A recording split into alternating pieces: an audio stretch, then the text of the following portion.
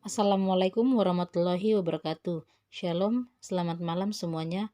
Perkenalkan, nama saya Vera Febrianti Pombelo dengan NIM D0612211025 dari kelompok 4 yang akan membahas mengenai diksi atau pilihan kata.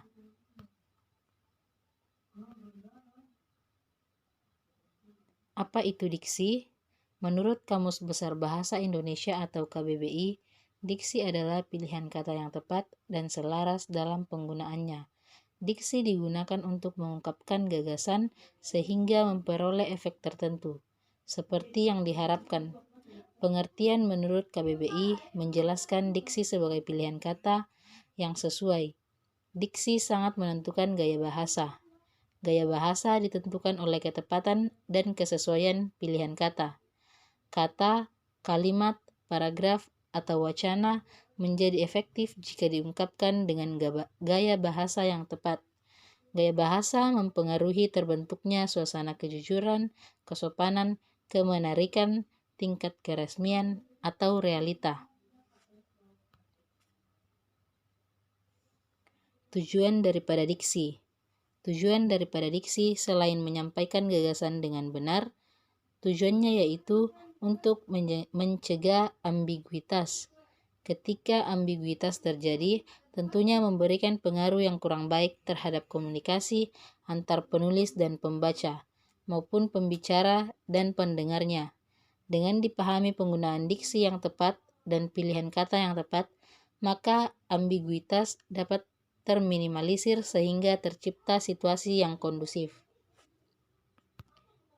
Lanjut, slide berikutnya menjelaskan mengenai ciri-ciri diksi.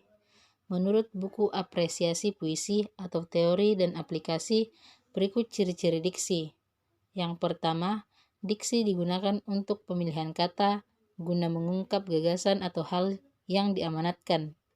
Yang kedua, dapat digunakan untuk membedakan nuansa makna dengan bentuk yang sesuai terhadap gagasan, situasi, atau nilai rasa pembaca. Yang ketiga, memaknai perbendaharaan kata yang didapatkan oleh masyarakat. Bahasanya bisa menggerakkan atau memberdayakan kekayaan menjadi sebuah kata yang jelas. Lanjut,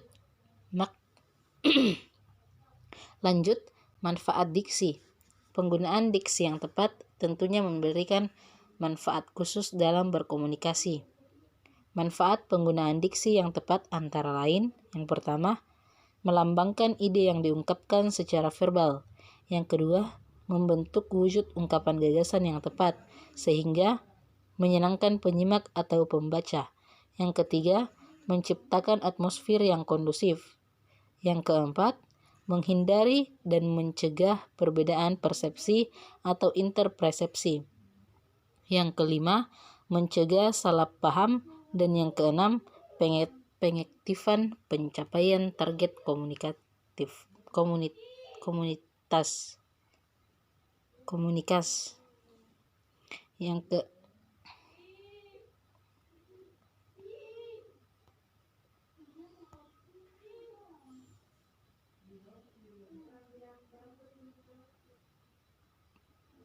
Syarat-syarat diksi. Yang pertama, penggunaan kata konotasi dan denotasi yang tepat. Yang kedua, penggunaan kata sinonim atau memiliki makna yang sama yang tepat. Yang ketiga, kemampuan membedakan kata-kata yang memiliki ejaan yang sama. Yang keempat, menggunakan kata kerja pada kata yang idiomatis. Yang kelima, kemampuan membedakan kata khusus dan umum dalam tulisan. Yang keenam, memperhatikan pemilihan kata yang tepat dalam tulisan. Berikutnya yang akan dibahas adalah macam-macam diksi. Diksi terbagi atas 3, yaitu berdasarkan makna, berdasarkan struktur leksikal, dan berdasarkan konteks. Yang pertama, berdasarkan makna. Pilihan kata atau kesesuaian pilihan kata tergantung pula pada makna yang didukung oleh bermacam-macam bentuk makna, sebagai berikut. Yang pertama, makna denotatif. Makna denotatif menyatakan arti yang sebenarnya dari sebuah kata. Makna denotatif berhubungan dengan bahasa ilmiah. Makna denotasi dapat dibedakan atas dua macam relasi. Yang pertama, relasi antara sebuah kata dengan barang individual yang diwakilinya. Yang kedua, relasi antara sebuah kata dan ciri-ciri atau diwakilinya. Selanjutnya, relasi antara sebuah kata dan ciri-ciri atau perwatakan tertentu dari barang yang diwakilinya. Contoh, rumah itu luasnya 250 meter persegi. B. Makna konotatif. Makna konotatif adalah sebuah jenis kata yang memiliki arti bukan sebenarnya. Makna konotatif adalah sebuah jenis makna di mana stimulus dan respons mengandung nilai-nilai emosional. Contohnya, rumah itu luas sekali. Struktur leksikal. Struktur leksikal bermacam-macam relasi semantik yang terdapat pada kata, yang dijelaskan sebagai berikut. Yang pertama, sinonim. Sinonim adalah kata-kata yang memiliki makna yang sama. Contohnya, pria dan laki-laki, pintar dan pandai. Yang kedua, polisemi dan harmonimi. Polisemi berarti satu bentuk mempunyai beberapa makna, mirip dengan homonimi, yang berarti dua kata atau lebih tetapi memiliki bentuk yang sama. Yang ketiga, hiponimi. Hiponimi adalah sebuah macam relasi antar kata yang berwujud atas bawah atau dalam suatu makna terkandung sejumlah komponen yang lain. Kelas bawah disebut hiponim.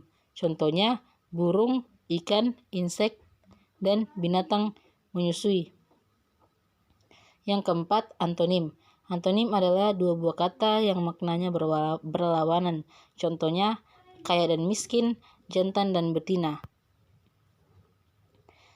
Berdasarkan konteks, kata atau bentuk bahasa mempunyai relasi dengan dunia nyata, sehingga istilah referensi dipakai untuk menyatakan relasi antar bahasa dengan sesuatu yang bukan bahasa. Tentang itu akan dijelaskan lebih dalam sebagai berikut. Konteks non-linguistik. Relasi yang pertama erat hubungannya dengan konteks non-linguistik. Konteks non-linguistik mencakup dua hal, yaitu hubungan antar kata dan barang atau hal, dan hubungan antar bahasa dan masyarakat atau disebut juga konteks sosial. B. Konteks linguistik. Konteks linguistik adalah hubungan antar unsur bahasa yang satu dengan unsur bahasa yang lain. Konteks linguistik mencakup konteks hubungan antar kata dengan kata dalam frasa atau kalimat, hubungan antar frasa dalam sebuah kalimat atau wacana, dan juga hubungan antar kalimat dalam wacana. Kesalahan-kesalahan penggunaan diksi. Yang pertama, kasus dilegalisir. Bentuk salahnya, ijazah itu harus dilegalisir oleh pimpinan yang berwenang di fakultas. Bentuk disuntingnya, ijazah itu harus dilegalisi dulu oleh pimpinan yang berwenang di fakultas. Yang kedua, kasus merubah bentuk salah. Penelitian ini akan merubah penelitian sebelumnya. Bentuk disunting yaitu penelitian ini akan mengubah penelitian sebelumnya. Yang ketiga, kasus berpikir bentuk salah. Bentuk positifnya yaitu terhadap warga harus selalu dikembangkan. Berpikir positif terhadap warga harus selalu dikembangkan di dalam melakukan penelitian di daerah pedalaman. Bentuk disuntingnya, berpikir positif terhadap warga harus selalu dikembangkan di dalam melakukan penelitian di daerah pedalaman. Yang keempat, kasus perorangan bentuk salah. Contoh yaitu, hal semacam itu murni merupakan masalah perorangan, jangan dibawa ke dalam forum umum. Bentuk disuntingnya yaitu, hal semacam itu murni merupakan masalah perorangan, jangan dibawa-bawa ke dalam forum umum. Yang kelima, kasus menghimbau. Bentuk salahnya yaitu, rektor menghimbau agar para dosen melakukan sejumlah penelitian dalam setiap tahunnya. Bentuk disunting, rektor mengimbau agar para dosen melakukan sejumlah penelitian dalam setiap tahunnya. Contoh diksi, antara lain, yang pertama, Joshua sudah menjadi tangan kanan Sambo selama 7 tahun.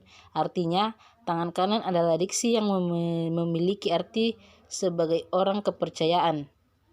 Yang kedua, Malika adalah anak yang paling pandai di sekolahnya dan Noer adalah anak yang paling pintar di kelasnya. Artinya, pandai dan pintar adalah dua kata dengan ejaan berbeda, tetapi memiliki kesamaan makna. Yang ketiga, Intan sangat gemar membeli barang yang tidak penting, sedangkan Siska adiknya adalah anak yang hemat dan gemar menabung. Artinya, boros dan hemat adalah dua kata yang memiliki makna saling berlawanan. Nah, demikianlah materi yang dapat saya sampaikan. Kiranya materi ini bisa menjadi referensi dan pengetahuan tambahan bagi teman-teman sekalian. Jika ada kesalahan kata yang saya sampaikan, mohon dimaafkan. Assalamualaikum warahmatullahi wabarakatuh.